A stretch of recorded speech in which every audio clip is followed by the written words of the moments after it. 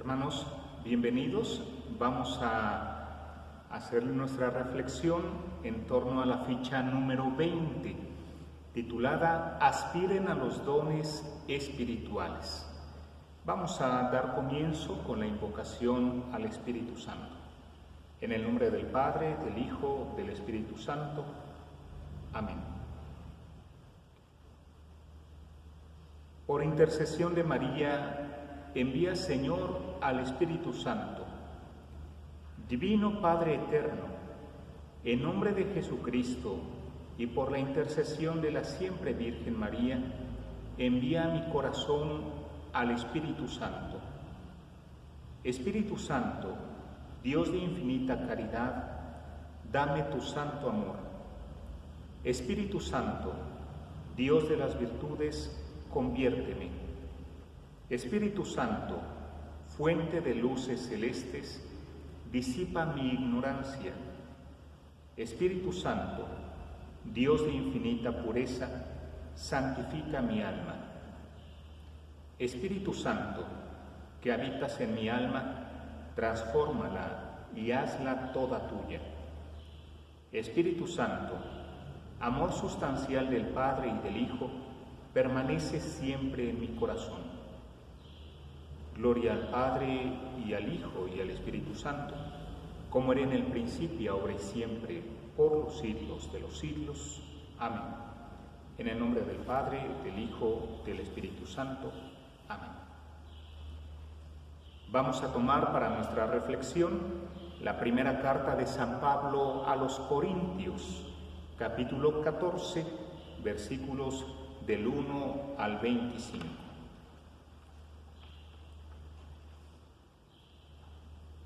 Busquen sin descanso el amor, pero también anhelen los dones espirituales, sobre todo el de la profecía. Quien habla un lenguaje misterioso no habla a hombres, sino a Dios, pues impulsado por el Espíritu, dice cosas misteriosas que nadie entiende. En cambio, quien profetiza habla a hombres para edificarlos, exhortarlos y consolarlos. Quien habla un lenguaje misterioso se edifica a sí mismo. Quien profetiza, en cambio, edifica a la iglesia. Me gustaría que todos tuvieran el don de hablar un lenguaje misterioso, pero más aún el de profetizar, pues es de más utilidad quien profetiza que el que habla un lenguaje misterioso, a no ser que lo interprete para que la iglesia sea edificada. Supongan ahora, hermanos, que al ir a verlos hable un lenguaje misterioso.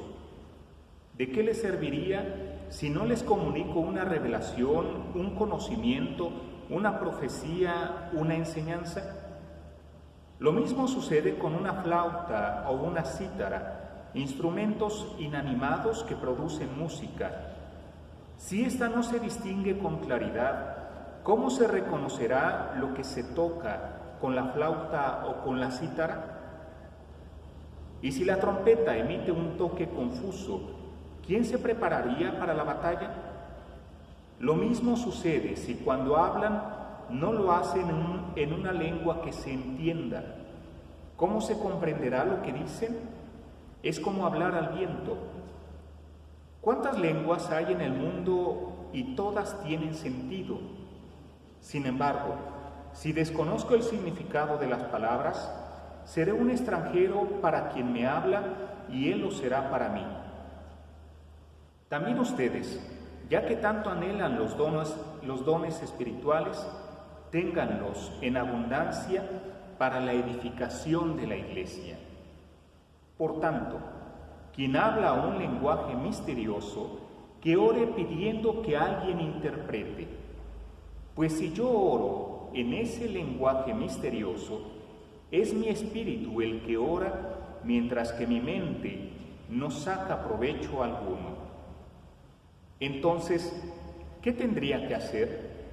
Haré oración con mi espíritu y a la vez con mi mente, y cantaré con mi espíritu y a la vez con mi mente. Si bendices a Dios solo con tu espíritu, uno que recién se está iniciando en la fe, ¿cómo podrá contestar amén a tu acción de gracias si no entiende lo que tú estás diciendo? Tú por tu parte hiciste una magnífica acción de gracias, pero el otro no fue edificado. Doy gracias a Dios porque hablo ese lenguaje misterioso más que todos ustedes. Pero cuando estoy en la comunidad, prefiero pronunciar 5 palabras con sentido para instruir a los demás que 10,000 en un lenguaje incomprensible. Hermanos, dejen de ser niños en sus criterios. Sean más bien niños en lo que toca a la malicia. En sus criterios, en cambio, sean hombres maduros. En la ley está escrito: en otras lenguas y por otros labios hablaré a este pueblo, y aún así no me escucharán, dice el Señor. De lo cual se deduce que hablar un lenguaje misterioso no es un signo para los creyentes, sino para los que no creen. En cambio, la profecía no es para los que no creen, sino para los creyentes. Supongamos que mientras toda la comunidad está reunida y todos hablan en lenguajes misteriosos, llega uno que se está iniciando en la fe o bien uno que no cree. ¿No dirá que están locos? En cambio, si entra uno que no cree o uno que se está iniciando en la fe, mientras todos profetizan, podrá ser persuadido y examinado por todos. De manera que sus secretos íntimos queden patentes.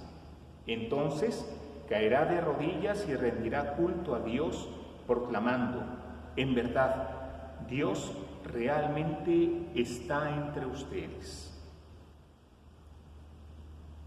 Palabra de Dios, te alabamos, Señor. La comunidad a la que le habla San Pablo, la comunidad de Corinto, es una comunidad verdaderamente carismática.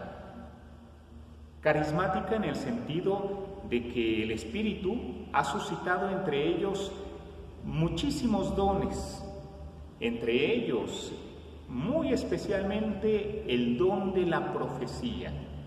San Pablo sabe que efectivamente es una comunidad en la que cada uno de sus miembros tiene algunos dones o muchos dones derramados por el Espíritu Santo.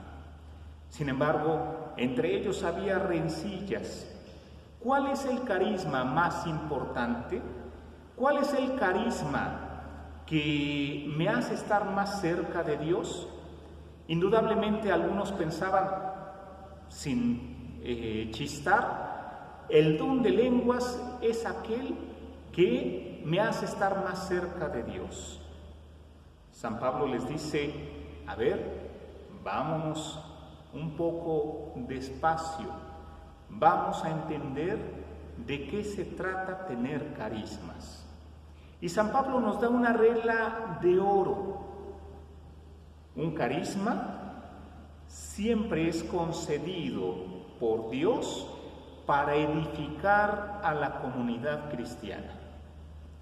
Un carisma nunca va a hacer que el único beneficiado sea la misma persona que tiene ese carisma. Siempre que tienes un carisma dado por el Espíritu, este es para ayudar a otros, para edificar a la iglesia, para persuadir. Ya San Pablo nos ha dicho que efectivamente la caridad es el mayor carisma, el mayor don que ha depositado el Espíritu Santo en la iglesia. Y enseguida nos habla de otro carisma, el don de la profecía. En la iglesia de Corinto, como en muchas iglesias cristianas, se pensaba que el don de la profecía era el equivalente al don de lenguas. No es exactamente lo mismo. El don de lenguas muchos lo entendían como hablar un lenguaje desconocido, Y entre la comunidad de Corinto pensaban que ese don de lenguas los hacía estar en comunión directamente con Dios. El Espíritu Santo les hacía hablar ese don de lenguas para que efectivamente estuvieran en el ámbito de Dios. Eran personas que creían entonces tener una relación especialísima con el Señor porque hablaban un lenguaje desconocido. San Pablo les dice: no aspiren a ese don, más bien aspiren al don de la profecía. El don de la profecía también nos hace pronunciar palabras, pero palabras que son inteligibles, que son entendibles para otras personas, para que tú los puedas edificar. El don de lenguas, entendido como un lenguaje desconocido, ciertamente es algo que queda entre Dios y tú, pero no edifica a los demás. En una comunidad, dice San Pablo, lo más importante es edificar a las otras personas, a los hermanos. Es mejor, nos lo dice en la lectura que acabamos de escuchar, pronunciar 5 palabras inteligibles, entendibles, a 10,000 palabras sin sentido. Porque efectivamente, si tú tienes el don de la profecía, podrás halagar, podrás bendecir, podrás exhortar, podrás animar, podrás convertir, podrás encender los corazones, podrás convencer, podrás también, animar a aquellos que están tristes, fortalecer a los decaídos. En cambio, si solo tienes el don de lenguas con un lenguaje que los demás no entienden, nada de eso será posible. Por eso, al final de este fragmento que hemos escuchado, el Señor dice por medio del apóstol que si alguien entra, un pagano, alguien que no creía en Dios, entrara a una comunidad donde la mayoría tiene el don del profetismo, caería de rodillas y diría: en verdad, Dios realmente está entre ustedes. En cambio, si entrara a un lugar donde todos hablan un lenguaje desconocido, diría: todos estos están locos. El Señor indudablemente derrama sus dones sobre cada una de las comunidades cristianas. Más que querer hablar lenguajes desconocidos, debemos de pedirle al Señor que derrame sobre nosotros el don de la caridad y, desde luego, el don de la profecía. Con esos dones, que son como las piernas, los pies de toda comunidad, somos llevados también por el camino de Cristo y participamos indudablemente de su gracia y de su vida. Pidámosle esto al Señor. En el nombre del Padre, del Hijo, del Espíritu Santo.